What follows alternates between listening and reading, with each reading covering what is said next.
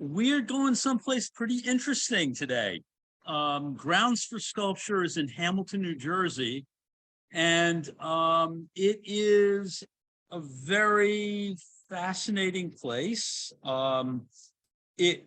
It's basically 42 acres of parkland, a set of galleries, indoor galleries, and gardens. It actually was the site of the former New Jersey State Fair. So basically, this park opened in 1992, and millions of people have gone there since its inception. It was founded by an artist, philanthropist, as a nonprofit, Seward Johnson, who you see this American Gothic that's dead center. This is one of his sculptures. Basically, throughout the grounds, there are these pieces that he did from sculptures created from paintings. For the most part, I mean, there are some things which are straight up tourist tropes, but other than that, basically a lot of it comes from he loves the Impressionists, so he's done a lot of Impressionist paintings as 3D pieces. There are over 500 sculptures on the grounds, and there's 6 indoor galleries which have rotating temporary exhibitions. Let's see, what do I want to say about this guy? So he set up an atelier in the mid 80s near the fairgrounds, where the fairgrounds were, and basically he had artists coming, hundreds of artists studied and produced artwork at the atelier. So he saw the potential of creating a sculpture park out of that. Actually, over time, more than 700 artists have had their work on view in the temporary shows and in the permanent installations. So I'm gonna, let's see, move on to, in 1984, Seward Johnson, sculptor and philanthropist, envisioned a public sculpture garden and museum in Hamilton. His desire was to make contemporary sculpture accessible and offer people from all backgrounds the opportunity to become comfortable with contemporary art. Grounds for Sculpture was conceived as a place where audiences could experience sculpture in familiar, accessible, and informal settings. Construction on the sculpture park began in 1989, and the Grounds for Sculpture opened in 92. There are renowned artists such as Clement Meadmore, Anthony Caro, Beverly Pepper, Kiki Smith, New Jersey artist George Siegel that you see on the right. This is one of George Siegel's pieces. He was very interesting. He did cast figures. Some of you may be familiar with his work. And then some works were commissioned. Magdalena Abaconowitz, actually, we're going to explore her work in a little bit more depth a little bit later. So there are works throughout the park. I'm going to move along here. And it really is an interactive experience that they wanted to create here. There's really it's a very large crew of people that are now running the thing, and it is funded by various corporations and funding sources, and the state of New Jersey.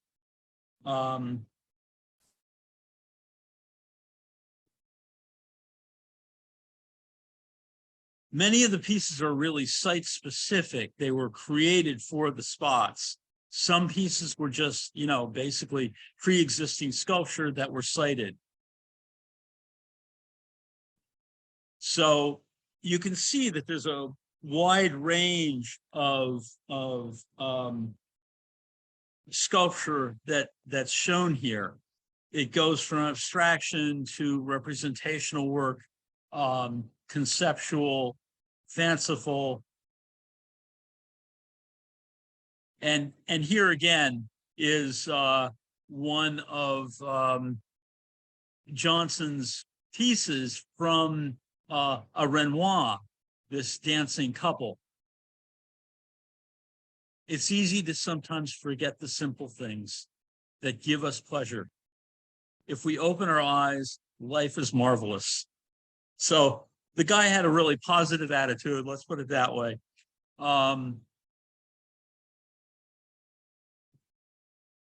Okay, Arch 2.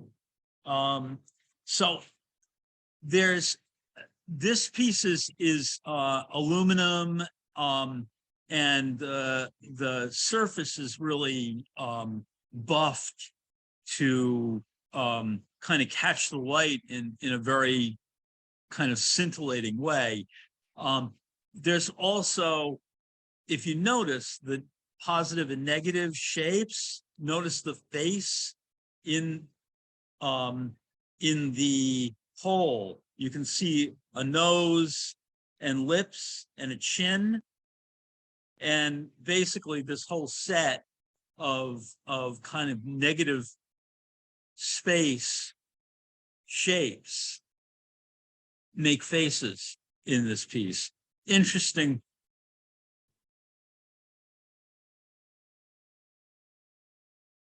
Okay. And throughout the grounds, there are these water features. This is actually a view from this kind of beautifully landscaped pond across from this waterfall, and that building that you see in the distance is actually one of the restaurants on the grounds.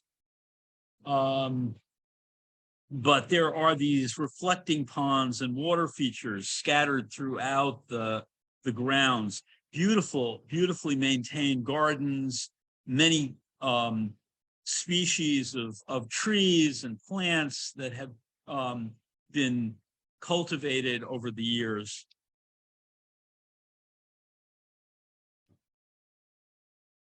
So there are some pretty bizarre pieces that are, as I said, site specific. This piece is illuminated from inside. So in the evenings, there are LED lights that illuminate this piece. I actually did have a slide of that. I wish I had included it, but forgot. So we'll move on. Take my word for it. It lights up. Okay. And there is this kind of neoclassic courtyard that took over 7 years to assemble. These sculptures were kind of developed over a 7-year period. And here's a closer up view. They're really kind of multicultural pieces that there's kind of a reverberation of many influences in these abstracted figures, kind of Greco-Roman, Egyptian, Asian, even Mesoamerican influences in them.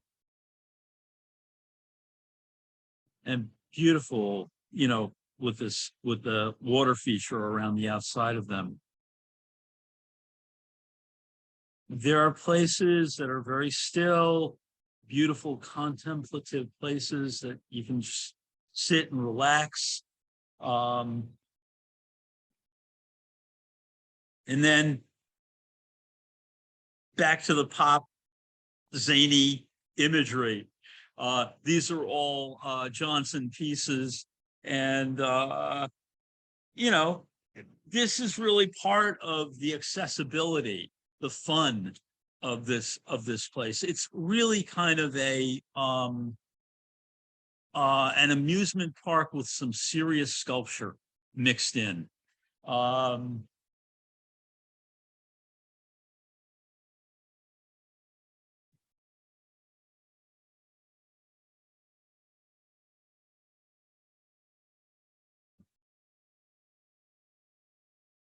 More wonderful, wacky creatures, punctuate the point, really, this place, there's very serious artwork here, but there's also really fun pieces, and they're mixed together. It's kind of like taking that kind of hushed seriousness out of viewing art.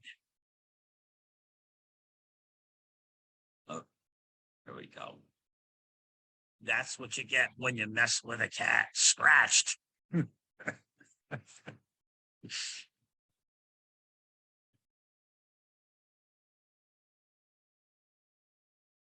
Okay, so Sugarman has pieces at Storm King.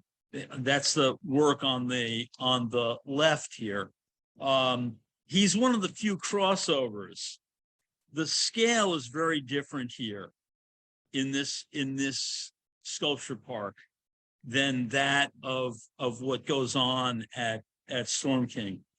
There's a sense of intimacy with this work.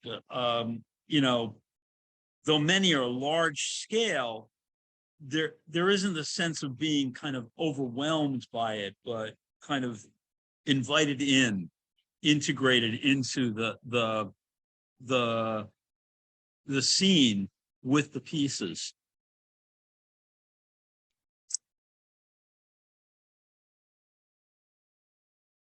And the integration of the plantings and the art is very well done. I mean, there's a sculpture over there kind of disguised on your left, and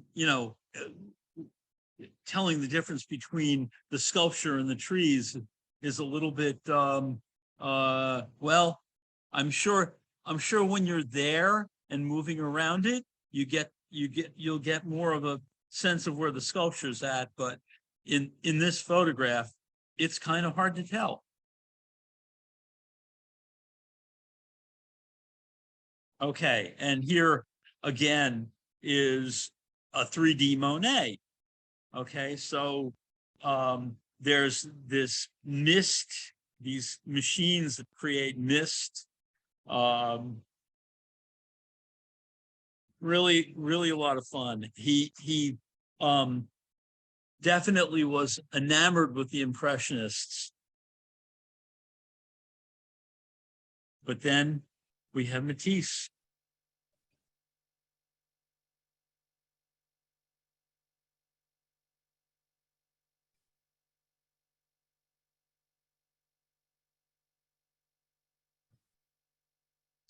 So this shot kind of gives you an overview of the whole, of at least part of the park, not the whole park.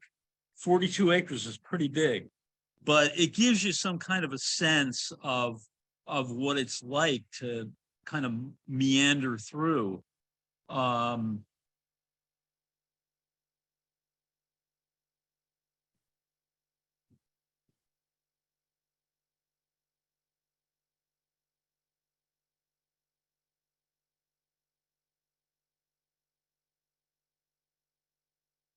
and there's really a wonderful variety of abstraction and representation.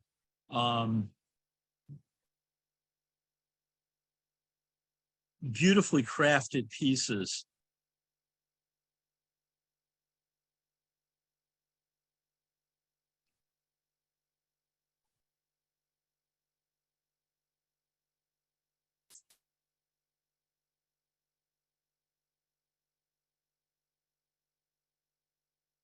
Wear comfortable shoes if you end up going here.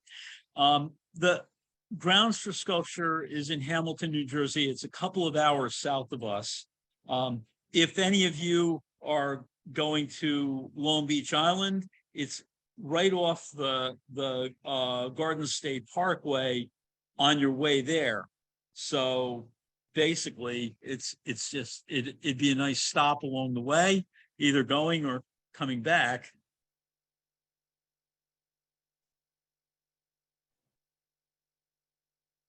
Larry? Yes. I looked while you were doing this because it's so nice to see all these places that you've suggested. And Yes. maybe if you would remember last year during the summer, you not only had sculpture gardens, you told us other places that Sure. would be wonderful outdoor sculpture areas. You know, since we're still having a rise in the COVID positivity rate. Right. Maybe, I know one of them was Innisfree. And- Yeah, Innisfree is a garden that's up north of us. That's in Millbrook. And how far would you say that is? Millbrook is about an hour and 15 minutes north.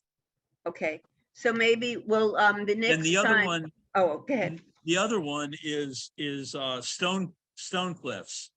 Stonecliffs is very nearby. That's at Cold Springs.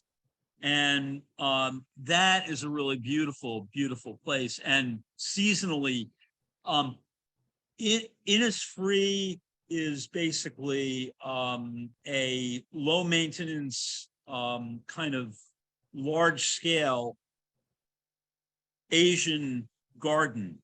You know, there are water features and things like that, but the plantings are not that extraordinary.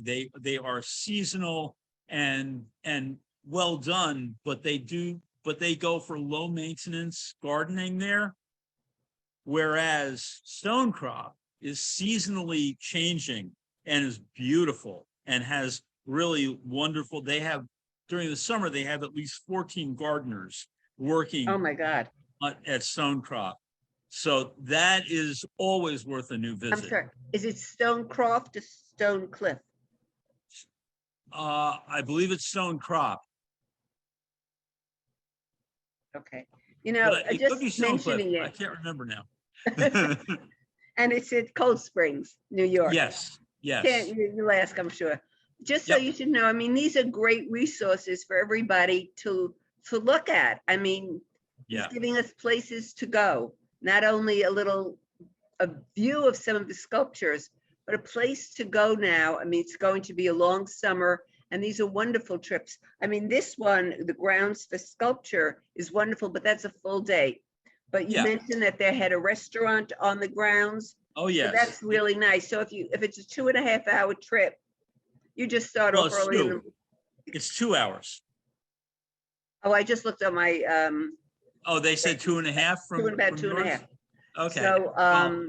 So I checked it too. so we'll go. All I could say is these are great resources. Larry Right. is a great resource for what to do, you know, when you have free time and you want something else to do. Right. So Yeah. This place also has, they Oh, do let's go. workshops, they do lectures, they do all kinds of things at Grounds for Sculpture. So you know, you can check on their really wonderful website, and you can also call them anytime you need to. All right. So it's good to know. Yep. If anyone has any questions, please put them in the chat function. Okay. and there's plenty of room for the absurd to pop up. So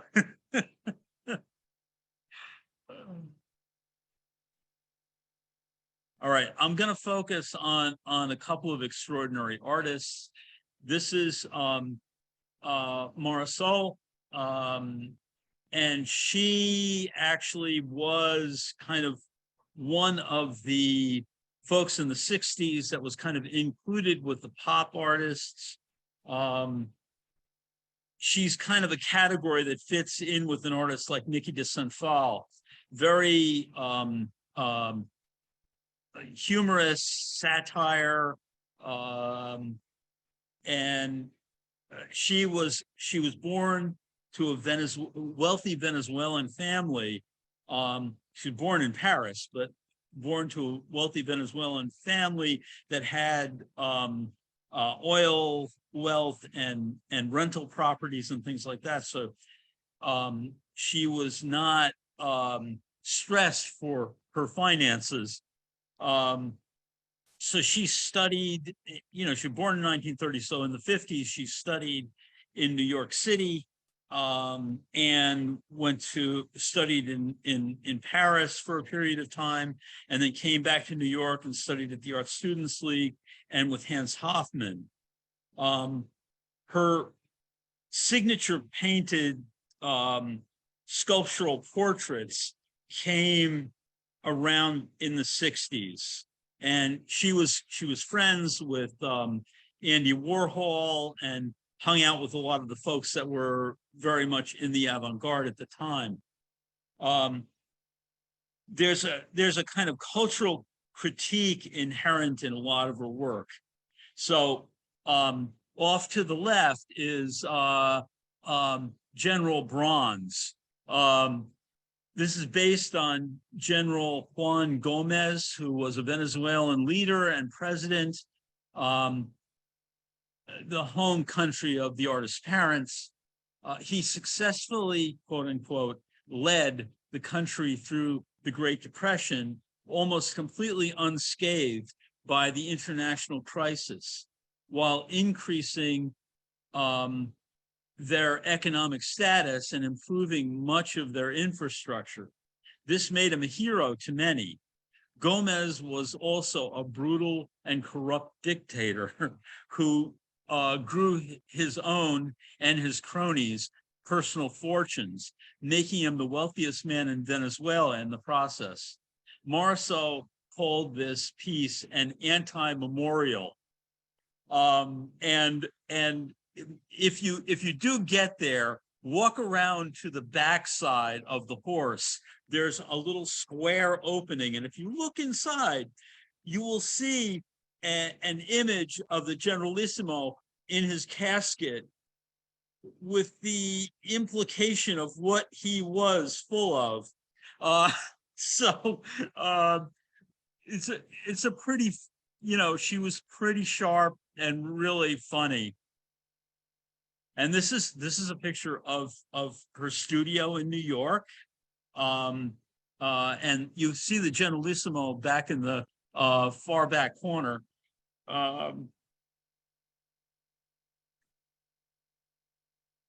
The studio is, it really says a lot about who she was and what was going on with her. Okay, and here's another set of pieces by her. The Hungarian Revolution was going on in 1954. So, this piece is kind of like, a really interesting note. And then this portrait of Georgia O'Keeffe. There's a real kind of women artists had a tough sell in the 60s and 70s, and to pay homage to Georgia O'Keeffe, who had it, even worse in the 20s and 30s, making her statement as a serious artist. It's very interesting because I think that Marisol's work has been kind of shuttled to the back burner in certain ways. They did a retrospective of her work about 6 years ago, and it got good critical acclaim. I love her work. I think she's really a very impressive portrait painter. Okay, and back to good old Seward's installation piece. It's an imitation of this garden that Monet did. So this is a three-dimensional piece. What we're looking at on the right is actual bronze sculptures that were created and sited next to this lake. That's next to the that is part of the grounds.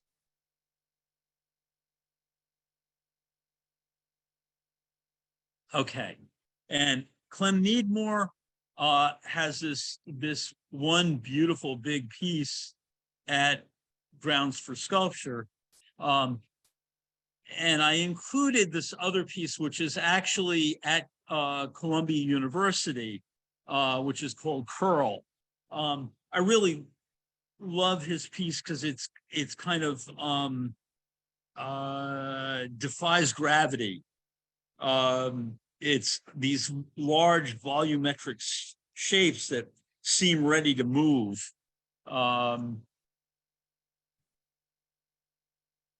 Okay, so we're going to move on. This is Magdalena Abaconowitz. She has several pieces at Grounds for Sculpture. And I will talk a little bit more about her. Art does not solve problems, but makes us aware of their existence. It opens our eyes to see and our brain to imagine. Born in an aristocratic Polish family, Magdalena Abaconowitz experienced an isolated childhood on her estate outside Warsaw, Poland. Warhol. I have Warhol on my mind. Warsaw, Poland. On the outset of World War II, the suffering brought on by the subsequent Nazi occupation of Poland, as well as the later restrictions and deprivations under communism, stripped the family of all their property and possessions and position. In her artwork directly lead back to her early life experiences. Her works are included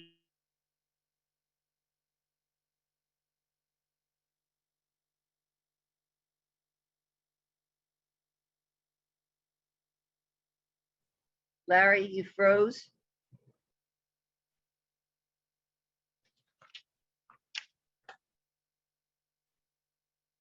If you can all hear me, I'm calling Larry on my cell phone to get him. He doesn't know he froze.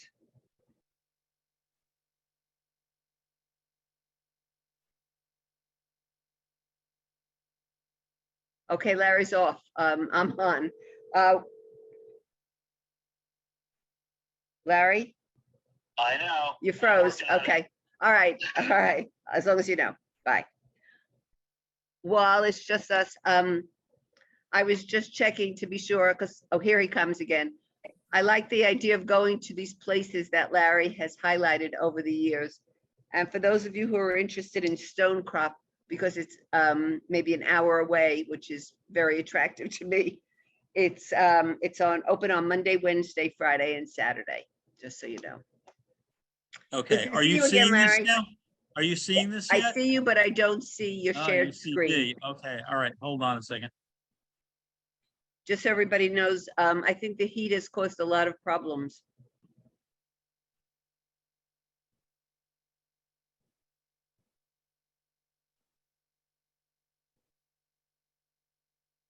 Hold on. And I will keep picking Larry's brain for outdoor activities. But with, we have July and August, September. Those are beautiful months to go visiting some of these outdoor areas that are close by. Okay, I'm seeing that you're starting the screen share. Yep, we're getting there. Sorry, folks. It's okay. It's a pleasure to see some of these pictures again, or these images, as you would say.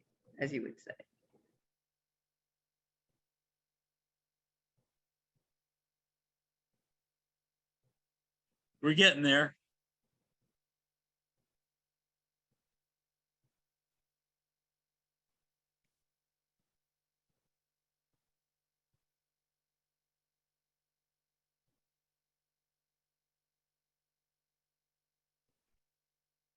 Okay.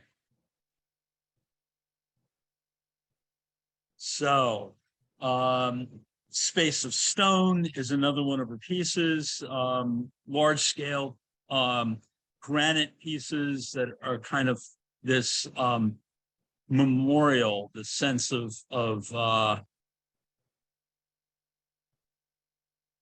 isolation.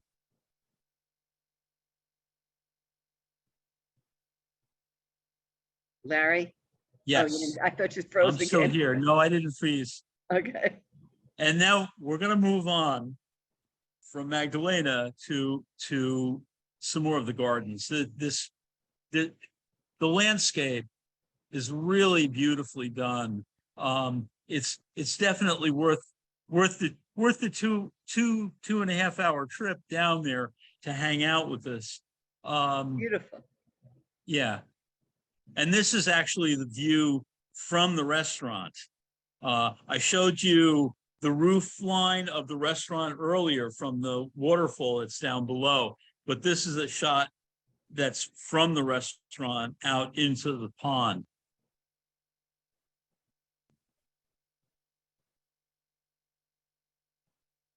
Here's a couple more of the pieces. There are, as I said, there are literally hundreds of pieces in this show, shown in this on the grounds. I am not going to go through hundreds. We don't have time for that, but you get the picture. It's definitely worth a visit. Now, there are docent-led tours and things like that you can sign on for, and there are, even if it's hot, there are the indoor galleries which have shows too. So you can take a break from being outside and go inside. And this is basically the map, which is available on the website. If you go to Grounds for Sculpture, it will, basically you can pop it up and you can actually print one out. But they have them available there too. They also have it so that you can, have it as an interactive on your phone, if you're into that sort of thing, which many of us are at this point. And Grounds for Sculpture, there's an orientation video that they've got that's about 15-20 minutes long. It's not too long, but they also have peacocks on the grounds roaming around, and they will, spread their plumes for you as a greeting. So that about wraps it up, because I could keep going and throw more images at you, but I think that really the idea is to go and experience this place. Yeah, this is absolutely gorgeous. This would be a full day trip. I'm just trying to get everybody's plans for the summer if you have time. The way I'm looking at it, the closest one is Stone Crop, and that's about an hour less maybe. Yes. Get there. And there's wonderful restaurants to eat in Cold Springs. Yep. And there's also Innisfree, which is in Millbrook, which is a little further. And that's about an hour and a quarter, maybe. And if you're really adventurous, you go south and you go to New Jersey to the grounds for sculpture. So I think we've got the summer all wrapped up. Thank you, Larry. Okay. All right. So I think next week, next 2 weeks, we're going to do the Hopper exhibition, which is coming in October to the Whitney. Okay, So I'll see some of you tonight at the concert. that's right. Okay, thank you all. Thanks for coming. And again, as Larry said, I hope we see you tonight. Bye, Okay. everyone.